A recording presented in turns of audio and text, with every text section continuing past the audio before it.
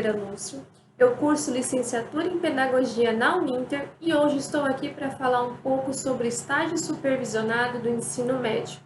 Como requisito para concluir essa etapa de ensino, vou explicar o meu plano de aula que desenvolvi para uma turma de primeiro ano do ensino médio na modalidade EJA. Vamos aos slides. O plano de aula foi direcionado para a disciplina da área de Ciências da Natureza e suas tecnologias, e também pode ser desenvolvido dentro de uma proposta interdisciplinar. A turma escolhida foi o primeiro ano do ensino médio na modalidade EJA, como mencionei anteriormente. O tema escolhido foi alimentação saudável. O conteúdo a ser trabalhado consiste em roda de conversa, discussão sobre o tema, dinâmica de identificação e degustação de alimentos, pesquisas de receita e debate. Esse plano de aula ele está alinhado com a Base Nacional Comum Curricular, que é a BNCC, e engloba as competências de número 7 e de número 8, e também engloba a competência específica de número 2 para o ensino médio, da área de Ciências da Natureza e suas tecnologias, buscando com isso desenvolver a habilidade número 207, como exposto no próximo slide. A competência geral de número 7 da educação básica consiste em argumentar com base em fatos, dados e informações confiáveis para formular, negociar e defender ideias, pontos de vista e decisões comuns que respeitem e promovam os direitos humanos, a consciência socioambiental e o consumo responsável em âmbito local, regional e global, com posicionamento ético em relação ao cuidado de si mesmo, dos outros e do planeta. Já a competência de número 8 consiste em conhecer-se, apreciar-se e cuidar-se de sua saúde física e emocional, compreendendo-se na diversidade humana e reconhecendo suas emoções e as dos outros, com autocrítica e capacidade para lidar com elas. A competência específica número 2 da área de Ciências da Natureza e suas tecnologias consiste em analisar e utilizar interpretações sobre a dinâmica da vida, da Terra e do cosmos para elaborar argumentos, realizar previsões sobre o funcionamento e a evolução dos seres vivos e do universo, e fundamentar e defender decisões éticas e responsáveis.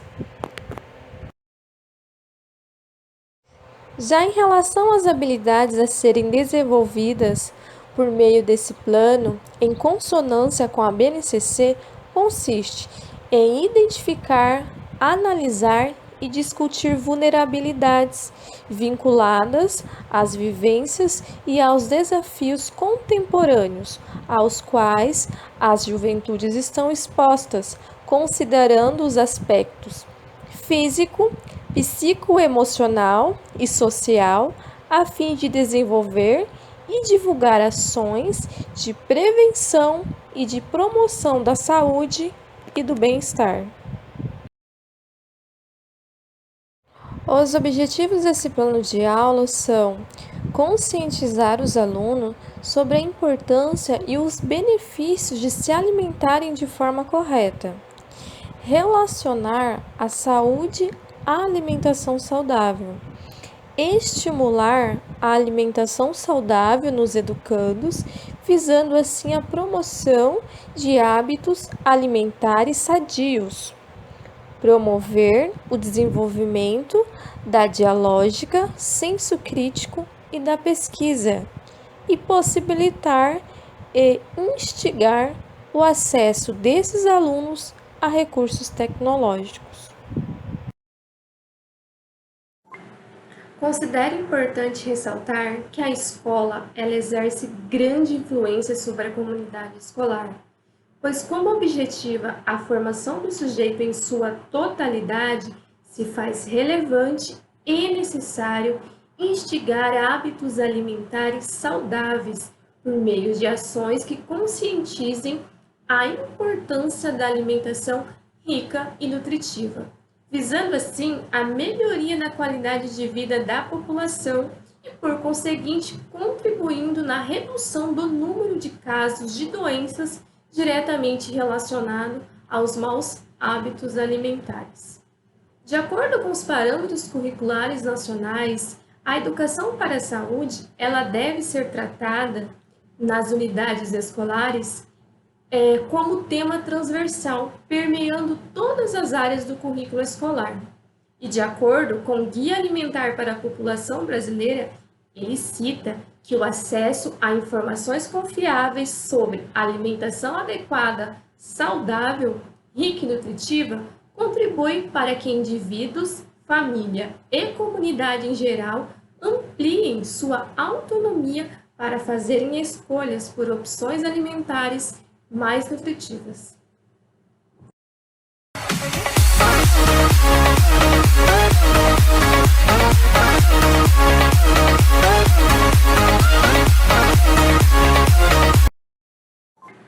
A proposta de trabalho abordará ações de cunho informativo que serão exploradas durante as aulas com o intuito de desencadear nos alunos reflexões críticas sobre o tema trabalhado, no caso, o tema alimentação saudável. Em função da dimensão e da extensão desse tema escolhido, se torna necessário a realização dessas atividades em 2 aulas de 4 horas dias.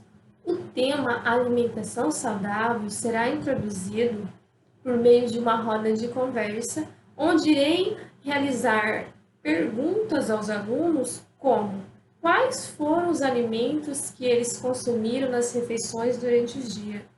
O que eles entendem por alimentação saudável? Também irei solicitar a eles exemplos de alimento que eles considerem bons para a saúde e alimentos que eles considerem prejudiciais. Posteriormente, eu irei apresentar, com auxílio de um projetor data show, opções de alimento in natura e ou minimamente processado, os benefícios do consumo desses alimentos, suas propriedades, dentre outras questões. Vamos aos exemplos expostos no próximo slide. Os alimentos in natura são aqueles alimentos obtidos diretamente de plantas ou de animais e adquiridos para consumo sem que tenham sofrido qualquer alteração após deixarem a natureza. Exemplos de alimentos in natura são as frutas, legumes, verduras, tubérculos e ovos. Já os alimentos minimamente processados são alimentos in natura que antes de sua aquisição foram submetidos a alterações mínimas, como o processo de limpeza, remoção de partes não comestíveis, secagem, embalagem, pasteurização, resfriamento, congelamento e moagem. E exemplos desses alimentos incluem grãos secos, polidos e empacotados ou moídos na forma de farinhas, raízes e tubérculos lavados, cortes de carne resfriados ou congelados e leite pasteurizado. Existem outras categorias de alimentos. Dentre elas, posso citar alimentos processados e ultraprocessados. Os alimentos processados são aqueles fabricados pela indústria com adição de conservantes, como sal, açúcar ou outra substância que visa torná-lo esse alimento durável. Exemplos de alimento processado são os alimentos em conserva, frutas em calda, queijos e pães, feitos de farinha de trigo, leveduras, água e sal. Já os alimentos ultraprocessados são formulações industriais feitas inteiramente de substâncias extraídas de alimento, derivadas de constituinte de alimento ou sintetizadas em laboratório com base em matéria orgânica como petróleo e carvão. Os exemplos de alimento ultraprocessado são biscoito, balas, salgadinhos, refrigerantes, macarrão instantâneo, dentre diversas outras opções. Eu trouxe esse exemplo para mostrar para vocês graficamente as categorias dos alimentos. No exemplo, podemos observar que o abacaxi fresco está incluso como um alimento in natura, por se tratar de um alimento colhido diretamente da planta. Já o abacaxi em calda está na categoria de alimento processado, pois é caracterizado pela presença de aditivos. E o suco em pó de abacaxi como alimento ultraprocessado, por se tratar de formulações industriais, como mencionei anteriormente. Embora os alimentos processados mantenham a identidade básica e a maioria dos nutrientes do qual deriva, os ingredientes e os métodos de processamento utilizados na fabricação alteram de modo desfavorável a composição nutricional dos mesmos. Já os ingredientes principais dos alimentos ultraprocessados fazem com que eles sejam ricos em gorduras ou açúcares. É comum que apresentem alto teor de sódio por conta da adição de grandes quantidades de sal, necessária para estender a duração dos produtos e intensificar o sabor, ou mesmo para encobrir sabores indesejáveis oriundos de aditivos. A composição nutricional desbalanceada favorece o surgimento de doenças do coração, diabetes e vários tipos de câncer, além de contribuir para aumentar o risco de deficiências nutricionais.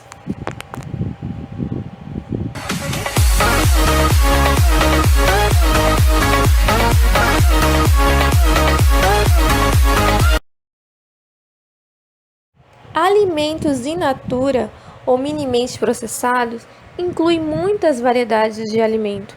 Dentre eles posso citar feijões, assim como todas as demais leguminosas. São fontes de proteínas, fibras, vitaminas do complexo B e minerais, como ferro, zinco e cálcio. Já o arroz, o milho, o trigo e todos os cereais são fontes importantes de carboidratos, fibras, vitaminas, principalmente do complexo B, e minerais.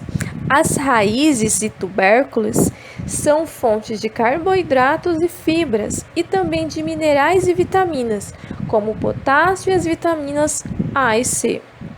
Os legumes e verduras são alimentos muito saudáveis. São excelentes fontes de várias vitaminas, minerais e fibras. Portanto, vale mencionar que a presença de vários antioxidantes em legumes e verdura justifica a proteção que confere contra alguns tipos de câncer. Já as frutas são excelentes fontes de fibras, de vitaminas e minerais e de vários compostos que contribuem para a prevenção de muitas doenças.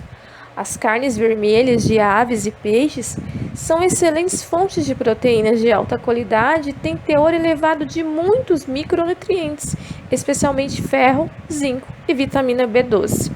E por fim, os ovos, que são ricos em proteínas, em minerais e em vitaminas, especialmente as do complexo B. De acordo com Freitas, as proteínas são alimentos construtores ou reparadores. Eles renovam nossas células gastas e constroem novos tecidos. Já os carboidratos são energéticos, sendo a principal fonte de combustível do corpo. Fornecem as calorias que gastamos diariamente em nossas atividades. As gorduras ou ácidos graxos também são energéticos e veiculadores de certas vitaminas. São também essenciais ao corpo. Vitaminas ou reguladores do funcionamento do corpo. Elas não fornecem energia. Sua função é manter a máquina do organismo funcionando corretamente. Já os minerais, assim como as vitaminas, são reguladores. Exercem importante papel na manutenção da máquina viva. Estão presentes em toda parte do corpo, interferindo no equilíbrio das funções vitais do sistema nervoso, bem como de todo o organismo. De acordo com o Guia Alimentar para a População Brasileira, nesse slide eu apresento algumas sugestões de refeição com alimentos in natura e minimamente processado.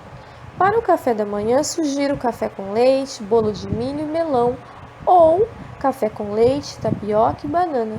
Já para o almoço, eu sugiro uma salada de tomate, arroz, feijão, bife grelhado e salada de frutas, ou alface, arroz, lentilha, pernil, batata, repolho e abacaxi.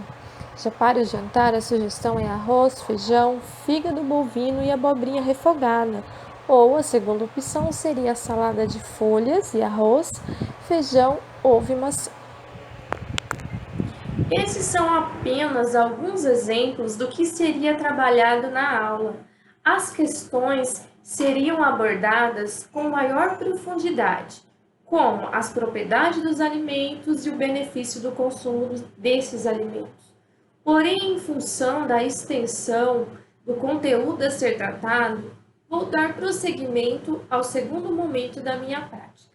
Nesse segundo momento, irei disponibilizar algumas variedades de verduras, frutas e legumes e levantarei discussão sobre o tema.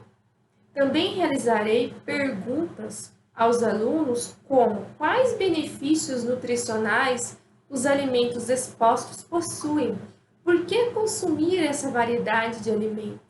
E durante esse processo, irei dar ênfase na relevância do consumo destes para o nosso organismo.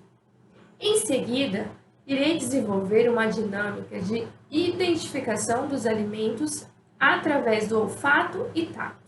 Essa dinâmica consiste em vendar os olhos dos alunos e solicitar que um por vez manuseie e cheire determinado alimento para tentar descobrir, por meio das percepções, de que alimento se trata. Após, irei conversar sobre as preferências dos mesmos através do processo de degustação, com o intuito de instigar a experimentação de novos sabores, estimulando assim seu consumo diário. Já em um terceiro momento, irei dividir a turma em grupos de 3 alunos e conduzi-los até o laboratório de informática, visando desse modo propiciar e incentivar o contato desses alunos com essa ferramenta tecnológica que é o computador. Com isso, instigar o senso de pesquisa. Logo após, irei solicitar que pesquisem em sites na internet receitas de fácil execução com alimentos in natura e minimamente processados, e as vantagens do consumo desses alimentos para o nosso organismo. Vamos aos exemplos expostos no próximo slide. Nesse slide, apresento 2 opções de receitas. Temos a salada de fruta, que inclui ingredientes como morango, laranja, manga, maçã e mamão. E o modo de preparo consiste em cortar em cubo as frutas e colocá-las em uma tigela, misturar e deixar na geladeira até o momento de servir. Já a segunda receita é um suco verde, que é composto com ingredientes como folha de couve, morango, laranja, banana, maçã, mamão e manga.